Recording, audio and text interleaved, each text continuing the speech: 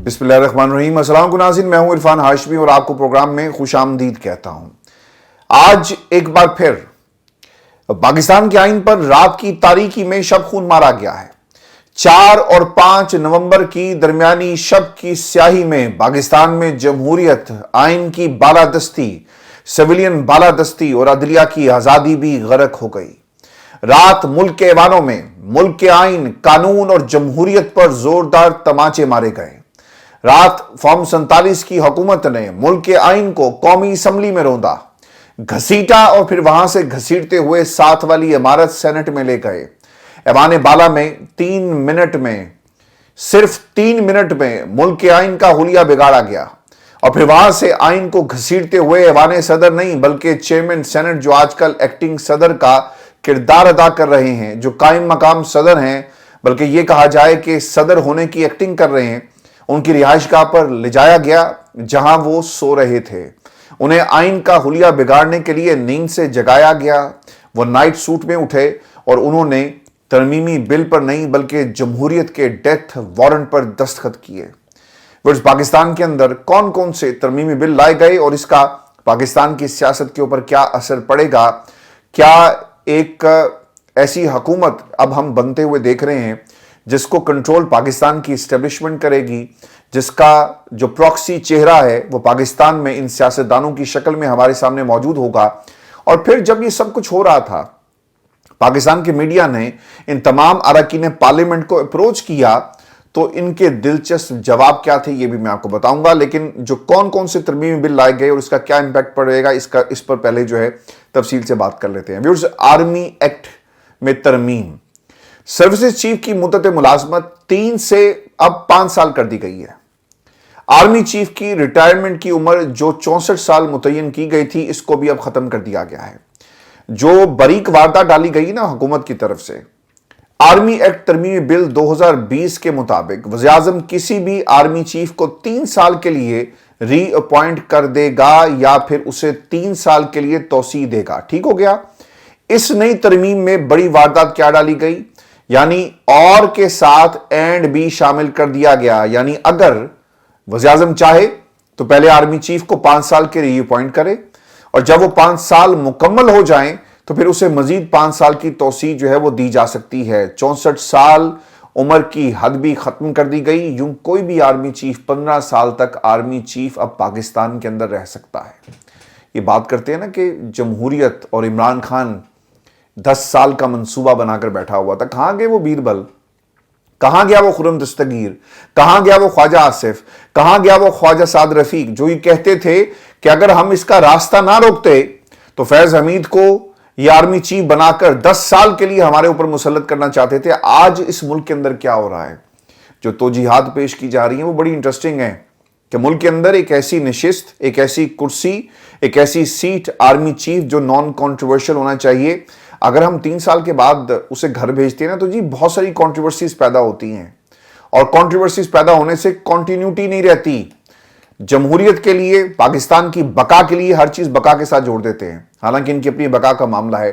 अगर ये 5 साल ना किया जाता तो मुल्क की सलामती जो है वो खतरे में पड़ जाती। ये हमें भाषण जो है वो दिए जा रहे हैं। सर, माजी में जब ये इल्जामात आप लगा रहे थे, चले अगर वो कोई कर भी रहा था तो उस वक्त आपको मुल्क के अंदर ये जो सालमियत वाला मामला नजर क्यों नहीं आता था, ये कॉन्टिन्यूटी वाला मामला क्यों नजर नहीं आता था कि जनाब किसी को रहने दें कुर्सी पर 5 साल के लिए, 10 साल के लिए, ताकि तगड़ी तक तरक्की करे मुल्क। लेकिन उस वक्त कहा ही जाता रहा कि जनाब ये साजिश है और साजिश करने वाले किरदारों को हम जरूर पकड़ेंगे। अब बाकी जनरल कैसे खुश रहेंगे ये भी देख लेते हैं। सर्विसेज चीफ की मुद्दत मुलाजमत को 3 साल से बढ़ाकर 5 साल किया गया, लेकिन chairman joint chief of staff जो कमेटी के 3 साल मुद्दत को तब्दील नहीं किया गया, जिससे हर 3 साल बाद एक लेफ्टिनेंट जनरल को इस तरह की तरक्की मिलती रहेगी। यानी दीगर जनरल भी मुतमईन रहेंगे और वो समझेंगे नहीं कि उनका हक जो है वो कोई और लेकर उड़ गया या उस पर जो उनकी हक तलाफी जो है वो की जा रही है। अब राना सनाउल्लाह साहब का जी इसके ऊपर एक रिएक्शन आया और उन्होंने बड़ा इत्मीनान का इजहार किया है। वो क्या कहते हैं ये मैं आपको बता देता हूं। हामिद मीर साहब के पास बैठे हुए थे और शोएब शाहीन साहब भी उनके साथ थे, तो उन्होंने रद्दमल देते हुए कहा कि जो आर्मी चीफ हैं उनकी मुद्दत 11 साल और 9 साल रही। माजी की एग्जाम्पल वो हमें दे रहे थे, जनरल ज़िया की एग्जाम्पल दी, मुशर्रफ की एग्जाम्पल दी और बाकी लोगों की उन्होंने एग्जाम्पल दी। 6 साल तो आम है, यानी कम از कम किसी भी आर्मी चीफ की जो मुद्दत मुलाजमत होती है, वो जो उसकी पोस्टिंग है वो 6 साल के लिए की जाती है। ये तो आप समझे 1 साल कमी हो गई, यानी वो एहसान कर रहे हैं, इजाफा नहीं हुआ सर, कमी हुई है। ख्वाजा आसिफ साहब ने फिर उसके बाद ट्वीट भी किया और ये इसके ऊपर ये इत्मीनान का जहां पर इजहार कर रहे हैं, वहीं पे ख्वाजा आसिफ साहब ने ट्वीट करते हुए क्या कहा। वैसे ये वो शख्स है ख्वाजा आसिफ जिसने पाकिस्तान की एस्टेब्लिशमेंट की ना हमेशा नौकरी की है और इसे वहां से उस दर से हमेशा नवाजा गया। माजी में ये मुशर्रफ साहब के हवाले से कहते थे कि अगर जन्नत में जनरल परवेज मुशर्रफ होगा तो हमें ऐसी जन्नत भी नहीं चाहिए। रिकॉर्ड के ऊपर चीज ही मौजूद है जो ख्वाजा आसिफ ने कहा अपनी ट्वीट के अंदर कि पहली एक्सटेंशन 1957 में वज़ीर आज़म फिरोज खान नून ने commander in chief general Ayub को दी। तकरीबन 20 साल की टोटल एक्सटेंशन अयूब, ज़िया, मुशर्रफ और 3 डिक्टेटरों ने अपने आप को दी। जनरल कियानी और बाजवा ने सिविलियन हुकूमतों से 4 साल की एक्सटेंशन ली। इमरान खान ने जनरल बाजवा को अपना बाप बनाया हुआ था। सर वो बाप इनका नहीं था, वो बाप आपका था, जिसके बारे में आप कहते थे कि जनाब एक कमरे में बिठाकर हमें हल्फ लिया गया और मेरी क्या हैसियत, मेरी क्या जुर्रत, ये बाऊजी का फैसला था जो उन्होंने जो लंदन में बैठकर दिया। लोगों को कहा कि बाहर जाकर ये बातें नहीं करनी। तो आज आप ये कह रहे हैं कि जनरल बाजवा जो है वो इमरान खान का बाप था जिसे उसने बनाया हुआ, असल में तो वो आपका बाप था। वो बल्कि सबका बाप बनना चाहता था जिसने एक्सटेंशन लेने की कोशिश की। पहली आपने एक्सटेंशन दी और फिर मरियम की बात आप कैसे भूल जाते हैं कि इस गुनाह के अंदर मैं शामिल नहीं हूं। जब उनसे बार बार ये सवाल किया जाता रहा तो वो किसका बाप था? जनरल जिलानी से लेकर जनरल बाजवा तक किसने किसको अपना बाप बनाया? आप भूल जाएंगे, आप झूठ बोलेंगे सफेद बालों के साथ, लेकिन कौम ये कभी नहीं भूलेगी। आपने जनरल जिलानी से लेकर जनरल बाजवा तक को अपना बाप बनाया और फिर किसको दादाबू बनाया, ये भी कौम जो है बखूबी जानती है। व्यूअर्स, वो फिर ये भी कहते हैं कि हमने आज अफराद को एक्सटेंशन देने के कानून में तरमीम करके अफराद की बजाय इदारे को मजबूत किया है। मुद्दत मुलाजमत में तोसी बरी फौज, एयरफोर्स, नेवी तीनों इदारों पर लागू होगा। किसी फर्द वाहिद या एक इदारे को नहीं नवाजा। माजी में हुक्मरान अपने इक्तदार के दुआम के लिए आर्मी चीफ को एक्सटेंशन देते रहे, नवाजते रहे। ये नवाज शरीफ साहब ने भी किया, क्यों नहीं बोलते? नवाज शरीफ ने जनरल बाजवा को एक्सटेंशन दी, इस मुल्क से वो चले गए और फिर इस मुल्क के अंदर जब नए आर्मी चीफ की तकर्री और तैनाती की बात हो रही थी तो क्या कहा गया? पाकिस्तान में आपके कबीले से ताल्लुक रखने वाले लोग हमें ये कहानियां सुनाते थे कि देखो इस मुल्क के अंदर आर्मी चीफ की जो तैनाती है वो कौन कर रहा है? वो नवाज शरीफ कर रहा है। तो नवाज शरीफ साहब ने हमेशा इस कुर्सी को इस्तेमाल किया अपने मफादात की खातिर, अपने केसेस को ख़त्म करवाने में। इस तैनाती का एक बहुत बड़ा हाथ था। जनरल बाजवा के हवाले से जो आपने सच बोला, अपने कायद के हवाले से जो आपने सच बोला, कौम आपकी एहसानमंद रहेगी। आप सारी बातें ना इमरान खान के खाते में डालते हैं, लेकिन आपकी अपनी बातों के अंदर तजाद जो है वो ख्वाहिशा पाया जाता है। पाकिस्तान तहरीक इंसाफ का जी रद्दमल भी आ गया। राना सनाउल्लाह ने फजल रहमान साहब का जो रद्दमल है वो भी मैं आपको आगे चलकर बताता हूँ। और लग ये रहा है कि अब लड़ाई होगी। फजल रहमान साहब का मूड ये लग रहा है, लेकिन ये क्या वाकई लड़ाई होगी? क्या वो वाकई वो गुस्से में है या फिर ये हाथी के दांत हैं जो खाने के और हैं और दिखाने के और? तहरीक इंसाफ का रद्दमल जी मैं आपको बता दूं, पहले तहरीक इंसाफ ने इस हवाले से कोई वाज़ेह मौक़िफ़ नहीं अपनाया, बल्कि बैरिस्टर गौहर से जब ये सवाल किया गया कि आप इस पर क्या कहेंगे, तो उन्होंने कहा कि जनाब ये बहुत ही हसास मामला है और हम इमरान खान से मुशावरत के बाद सियासी कमेटी से मुशावरत करेंगे और फिर अगला लाएमल जो है वो तय किया जाएगा। सर क्या लाएमल आपने तय करना है?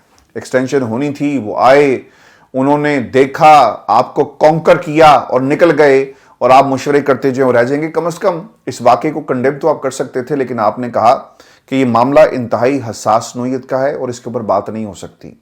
असद कैसर साहब ने कहा कि हम मौलाना फजल रहमान से भी बात करेंगे और उनके साथ मिलकर अगला लाएमल जो है वो तय किया जाएगा। सर ये सब कुछ हो गया है। पाकिस्तान की अदालतें आपसे चैलेंज करें, वहां पर भी उन्होंने मोर्चा जो है वो तैयार कर लिया। यानी तहरीक इंसाफ ने जितना नुकसान पिछले 1 महीने के अंदर अपनी पूरी स्ट्रगल को पहुंचाया है, इतना उनके दुश्मन भी नहीं पहुंचा सके। फजल रहमान साहब का जी इसके ऊपर रद्दमल आया और वो ये कहते हैं कि JUI के तर्जुमान असलम गौरी एक शो में थे, उन्होंने कहा कि हुकूमत ने क्यों इतने भोंडे तरीके से ये तरमीम पास कराई, इस तरह तो मार्शल लॉ के दौर में भी नहीं होता। हुकूमत को चाहिए था कि इस पर बहस जरूर करवाते। हमने जनरल बाजवा को भी वोट नहीं दिया था और हम इस बार भी वोट नहीं करते, लेकिन बात जरूर करनी चाहिए थी। लेकिन पार्लियामान के फ्लोर के ऊपर किसी ने इसके ऊपर बहस नहीं की। रात की तारीकी में इसे लाया गया, पास करवाया गया सिर्फ 3 मिनट में। यानी ये रिकॉर्ड किस्म की एक शख्स, एक कुर्सी, एक ओहदे को जिसे आपने पिछले 3 सालों से और फिर अगले جو آپ کے 10 برس ہیں آپ نے اس کرسی پر بٹھانا ہے، اس کے لیے کم از کم آپ 3 گھنٹے تو بات کرتے، لیکن جو قانون سازی ہے، جو ترمیم لائی گئی، 3 منٹ میں اسے خواجہ آصف صاحب پاس کروا کے وہاں سے چلے گئے۔ اب مولانا نے جی اس کے اوپر کیا کہا، وہ یہ کہتے ہیں کہ آرمی چیف کی مدت ملازمت میں توسیع کے حق میں نہیں ہوں۔ آرمی چیف کی مدت ملازمت میں توسیع انتظامی معاملہ ہے، ذاتی طور پر اس کے حق میں کبھی بھی نہیں رہا۔ حالات کا فائدہ اٹھا کر اپنے لیے ایکسٹینشن لینا ظلم ہے۔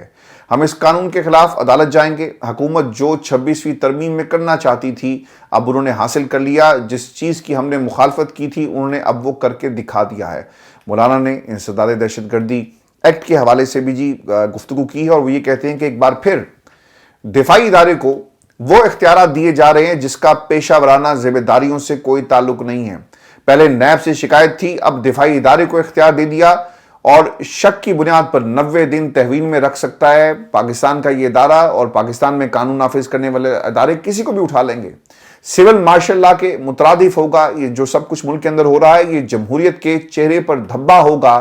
جمہوریت اور ووٹ کو عزت دینے کے علمدار اپنے ہاتھوں سے جمہوریت کے چہرے پر کالک مل رہے ہیں۔ سر یہ اس وقت آپ کو یاد نہیں تھا جب آپ ان کے ساتھ بیٹھ گئے، آپ نے 26ویں ترمیم کے اندر ووٹ بھی دیا۔ اگر آپ ووٹ نہ دیتے، آپ کے 2-3 لوگ جو آپ کے ساتھ کھڑے تھے، باقیوں کو تو بقول آپ کے اٹھا لیا گیا اور آپ کو پیغام دیا گیا کہ سارے پھڑ لیتے نے ساڑھے نال آ جاؤ، نہیں تو آپ کو عزت جو چہرہ آپ دکھا رہے ہیں عزت کا یہ موقع نہیں ملے گا اور کہیں کے نہیں رہیں گے، لہٰذا آپ ہمارے ساتھ آ جائیں۔ اگر آپ 3 ووٹ بھی نہ ڈالتے نا تو آج پاکستان کے اندر یہ 26ویں آئینی ترمیم نہ ہوتی، کانٹروورشل ہو جاتی، پاکستان کی عدالتوں میں سے چیلنج کیا جاتا۔ لیکن آپ نے کیا کیا، آپ ان کے ساتھ کھڑے ہوئے، آپ نے ان کے ساتھ بات کی اور آپ ان کے اعلی کار بن گئے، سہولت کار بن گئے، ان کے ہاتھ پاؤں کو مضبوط کیا، اور آج آپ پاکستان کی عوام کے سامنے مغرب مچ کے آنسو جو ہیں وہ رو رہے ہیں۔ میں آپ کو یہ بھی خبر دے دوں، عدلیہ سے متعلق ترامیم کے حوالے سے یہ بہت ہی اہم چیز ہے، اور سب کی امیدیں سپریم کورٹ پاکستان سے لگی ہوئی تھی، لیکن وہاں سے کیا خبر آ رہی ہے؟ سپریم کورٹ ججز کی تعداد 34 کر دی گئی ہے جی، اور اس وقت سپریم کورٹ میں 16 ججز ہیں، 2 ایڈ ہاک ججز جی اس کے علاوہ ہیں۔ جوڈیشل کمیشن میں اکثریت چونکہ حکومت کی ہے، مزید ججز 18 حکومت اپنی مرضی سے لا سکے گی۔ یوں آئینی بینچز میں بھی حکومت اپنی مرضی کے ججز جو ہیں وہ شامل کرے گی اور مرضی کے فیصلے عدالتوں سے لیے جائیں گے۔ Supreme court practice and procedure act میں چیف جسٹس، سینئر موسٹ جج اور اس کے ساتھ ساتھ پریزائڈنگ جج یعنی آئینی بینچ کے سربراہ کو شامل کر دیا گیا ہے، یعنی جسٹس منیب اختر کو نکال دیا گیا ہے۔ اب اگر جسٹس امین الدین آج جوڈیشل کمیشن میں پریزائڈنگ جج نامزد ہوتے ہیں تو وہ پریکٹس اینڈ پروسیجر کمیٹی کا حصہ ہوں گے اور ان کے ساتھ جسٹس منصور علی شاہ اور چیف جسٹس کمیٹی میں شامل ہوں گے۔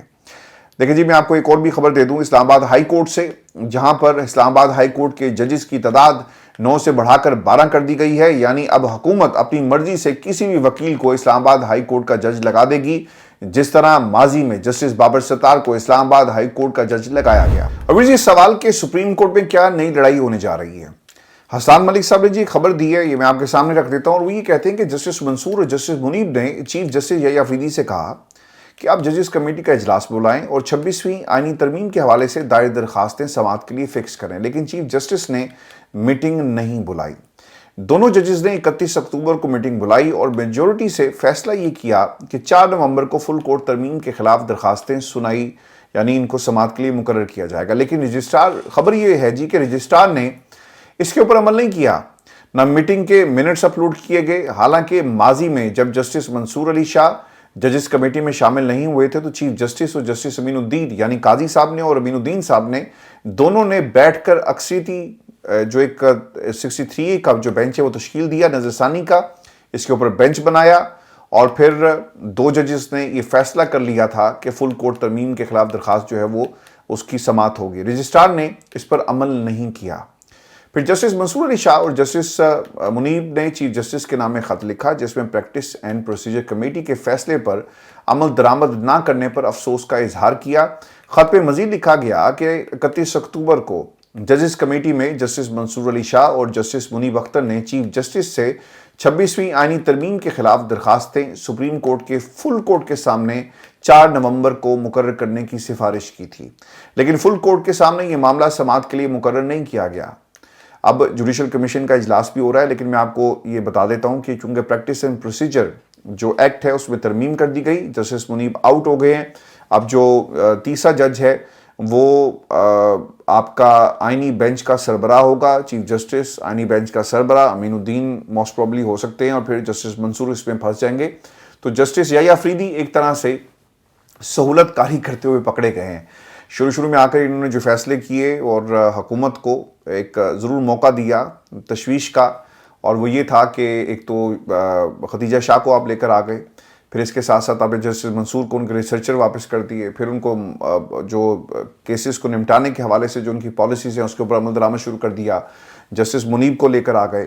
لیکن یہ جو فیصلہ ہوا ہے نا، اس خط کو لکھنے سے پہلے جو انہوں نے اجلاس اور رجسٹرار صاحب نے نہیں بلایا، منٹس اپلوڈ نہیں کیے، ان کو موقع مل گیا اور انہوں نے جا کر پریکٹس اینڈ پروسیجر جو کمیٹی جو ایکٹ ہے اس میں ترمیم کی، اور اب جسٹس منیب جو ہیں وہ کمیٹی میں شامل نہیں ہوں گے، اور اب یہ بھی وہی کام کر رہے ہیں جیسے یحییٰ افریدی جو ماضی میں جسٹس قاضی فیض عیسیٰ صاحب جو ہیں وہ کر چکے ہیں۔ اگر یحییٰ افریدی صاحب کہتے ہیں کہ ٹھیک ہے جی فل کورٹ بنائیں اور بلا لیں تو سب کچھ جو ہے وہ ریورس ہو سکتا تھا، لیکن یہاں پر ایسا کام نہیں کیا گیا، اور یحییٰ افریدی صاحب جو ہیں وہ اب حکومت کے ساتھ جا رہے ہیں اور پاکستان کی اسٹیبلشمنٹ کا ساتھ دیں گے۔ آج کے اس خبر کے بعد تو یہ ایک بڑی ڈیولپمنٹ ہے، جو حالات ہمیں سپریم کورٹ آف پاکستان کے ویورز نظر آ رہے ہیں۔ جوڈیشل کمیشن کا جی اجلاس ہو رہا ہے، اور اجلاس ایک بہت ہی امپورٹنٹ ہوگا کیونکہ اس میں آئینی عدالت کے پریزائڈنگ جج کا فیصلہ ہونا ہے، اور اس میں واضح ہو جائے گا کہ کون سا جج کس سائڈ پر کھڑا ہے، اور کیا چیف جسٹس اپنے ججز کے ساتھ کھڑے ہیں یا پھر وہ حکومت کا ساتھ دیں گے۔ اس بات کا بھی فیصلہ جو ہے آج کے اس جو یہ جو جوڈیشل کمیشن کا جو اجلاس ہے اس میں کیا جائے گا۔ لیکن جو فیصلے یحییٰ افریدی صاحب نے اس خبر کے مطابق کیے ہیں، یہ یقیناً آنے والے دنوں کی ہمیں جو ہے وہ خبر دے رہا ہے کہ پاکستان کے اندر نظام انصاف کیسا ہوگا، عدالتوں میں ججز ان کی تعداد کو بڑھا کر کس قسم کے بینچز بنائے جائیں گے۔ یحییٰ افریدی ایک ہینڈی کیپ جج کے طور پر ہمیں نظر آئیں گے، ان کی حیثیت تب آپ کو نظر آئے گی جب یہ حکومت کے ساتھ ان کی زبان بولیں گے، تو حکومت کے نزدیک ان کی اہمیت ہوگی۔ اگر وہ پاکستان کی عوام کو دیکھتے ہوئے فیصلے کرتے تو یہ جو فل کورٹ پر انہوں نے یہ جو آپ کی 26ویں آئینی ترمیم کی درخواستوں پر جو فیصلہ انہوں نے لیا، تو یہ آپ کو بتا دیتا ہے کہ یہ پاکستان کی عوام کی بات نہیں سن رہے بلکہ کچھ طاقتوں کی بات جو ہیں وہ سن رہے ہیں، اور یہیں سے خرابی جی شروع ہوتی ہے۔ یحییٰ افریدی صاحب جو کچھ اس وقت کر رہے ہیں، میں نے آپ کو کچھ روز پہلے یہ کہا تھا کہ یحییٰ افریدی صاحب جو ہیں وہ اگر تو جو کچھ قاضی صاحب کے ساتھ ہو رہا ہے اس کو اگر دیکھ رہے ہیں تو یقیناً یہ وہ کام نہیں کریں گے جو قاضی صاحب نے کیے۔ 3 سال کے بعد یا تو ہم ان کی تعریفیں کر رہے ہوں گے، یا پھر ہم قاضی صاحب کے حوالے سے جو تنقید ہو رہی ہے، یحییٰ افریدی پر بھی اسی قسم کی تنقید جو ہے وہ ہو رہی ہوگی۔ تو آج انہوں نے سچ ثابت کر دیا ان تمام باتوں کو کہ یہ بھی ان پر بھی تنقید ہوگی، اور ہمیں 3 برس نہیں لگیں گے، یہ کل آپ کو پتہ لگ جائے گا، آج پتہ لگ جائے گا کہ یہ کس قسم کی سپریم کورٹ آف پاکستان جو ہے وہ بنانے جا رہے ہیں۔ ویورز، یہ آج کی نشست تھی ہماری، اگلی ویڈیو میں آپ سے جلد ملاقات ہوگی، اجازت دیجیے، اللہ نگہبان۔